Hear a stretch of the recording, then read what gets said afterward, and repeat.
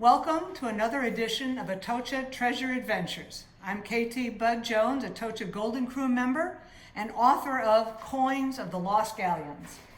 I'm Sid Jones. I too am a Golden Crew member, and I wrote the book Atocha Treasure Adventures, Sweat of the Sun, Tears of the Moon. And here I am on a really good day. Actually, my shirt says Atocha Expedition, but these gold chains came from the Santa Margarita. But today we're going back to the Atocha and talk a little bit about the advancement of the development of the wreck site and a really good year that we had out on the Atocha right before we found the main pile. So let me set the stage. On this year, Jan Koblik brought the Golden Venture down to work with us in the deep sands off the Atocha. We had found the Margarita several years ago, and now it was time for us to go back and reevaluate the Atocha site. We yet hadn't found the main pile, and there was a lot of area that we wanted to explore, and Jan was going to help us with this big, powerful boat and its digging capabilities up in the deep sands. So the area that we were concerned about reviewing again was the area between the 9 bronze cannons, the Bank of Spain, and the galleon anchor. That's all indicated along a track of kind of orange dotted lines there. And we were planning on putting the Golden Venture from the galleon anchor and extending that line further to the north. So that's where the Golden Venture was positioned, and it was going to be digging along there for the whole season. Now, we also had another boat that came out. This is called the Endeavor. And the Endeavor pictured there was just recently purchased by Mel for Captain John Brandon, who normally worked the 1715 fleet sites off the east coast of Florida. For this season, though, John came down early before working on the 1715 to try out his new boat on the Margarita and help us a bit with the Atocha site. Originally, he was supposed to be magging and working the Margarita site, the shallow area to the east of where the Atocha finds had been made. But John was an old crew member from early on in the Atocha search, and he remembered an area on the Coral Plateau that he thought might need a second look. We all had better detectors and better technique at that time, and John had a new crew that was highly trained in his expertise of detector operation. And so he took his new boat, the Endeavor, over to this spot and started hand searching with metal detectors all around this previously explored area.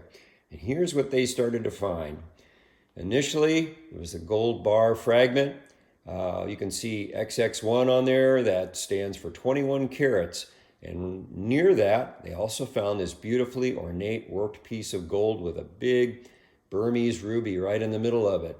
So they continued working in that area. They were getting further hits down deeper and deeper in a kind of a crevasse down inside the cap rock. And they kept pulling out more and more things. And here's what they eventually found. The famous Cinta belt. This was a definitive piece for the Atocha site and still is today. And it's a belt made of links of gold with pearls, Burmese rubies, and diamonds in it. Pretty amazing piece. That brought about a huge gold rush to this Coral Plateau area. And the company boats all lined up there with our new detectors, our new search techniques, and improved procedures, and we decided to reevaluate the entire Coral Plateau area, which again had been searched years earlier and considered worked out. So we reestablished ourselves back onto this plateau area while the Golden Venture worked up in the deep sands to the north, and we started finding great things in this supposedly unworked spot. Initially, we found gold coins, and KT found one of the very rare Santa Fe de Bogota coins, one of the first few gold coins made in the New World, and they were all in the Atocha, and she found one of them. We found other gold coins as well, and this area was really starting to produce. We were getting pretty excited about it. We expanded our survey even more, and we started finding other great things. Here's a gold bar that we found laying on the bedrock, completely exposed, laying amongst the sea fans and soft corals there. It was completely exposed. You could see it, even though they found it with a metal detector on a circle search. And we found other gold bar fragments in this area as well. In the background is one of our working charts showing where our various circle search patterns were being done. And amazingly, we found a silver bar as well, right in the middle of this previously worked out area.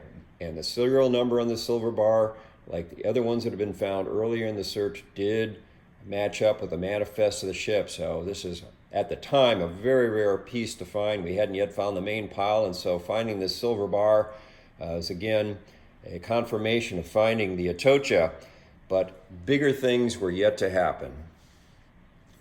Even though we were finding great artifacts and gold and wonderful pieces of history, we weren't finding investors. And we were short of money this summer.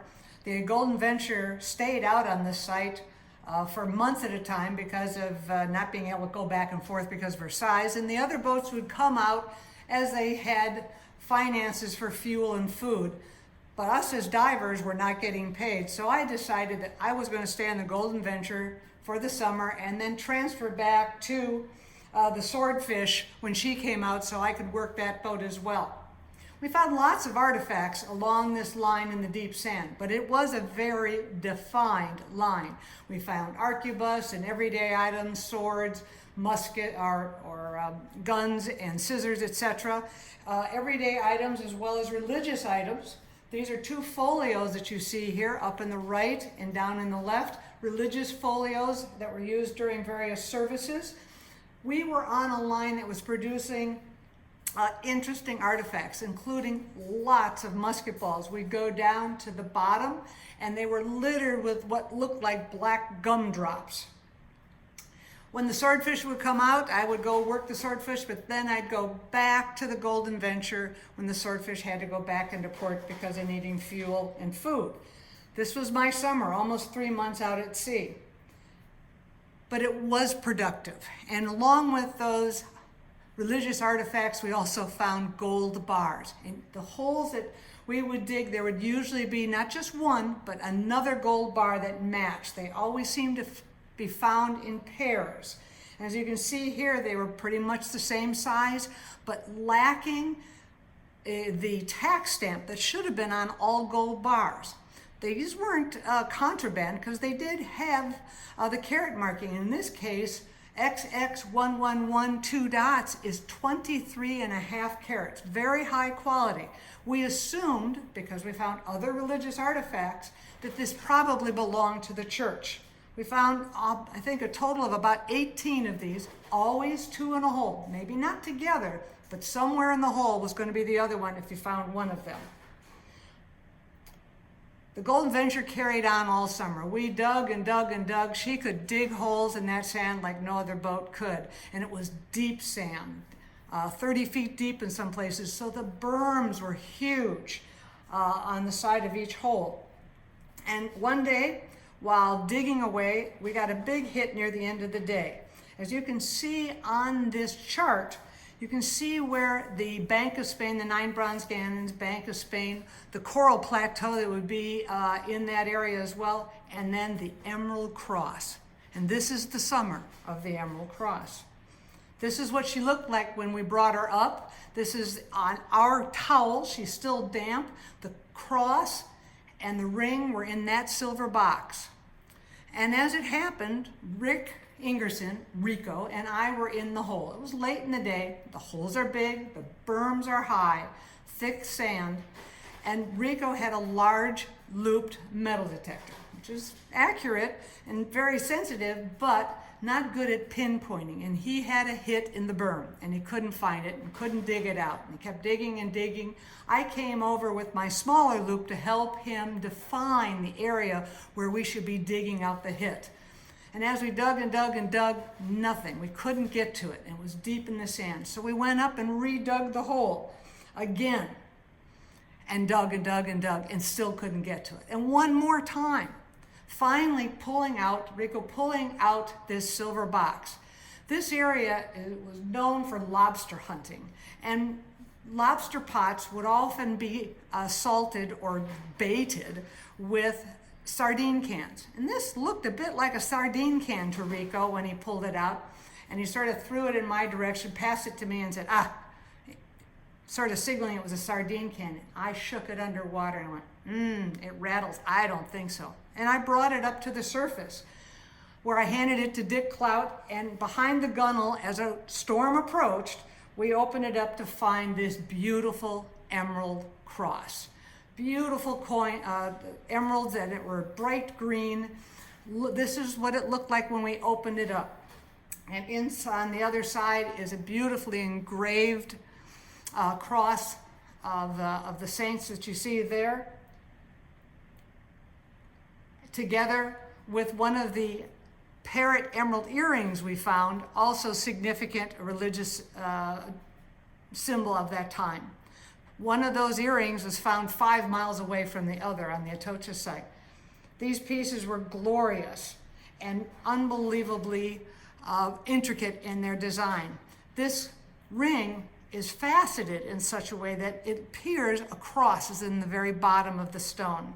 This is just as it came up. No tarnish, no incrustation, just as we found it. And today, you can see that emerald cross and ring and the silver box that Rico and I found that summer off the Golden Venture in the museum in Key West. And it's as stunning as the day we found it. As we wrap up this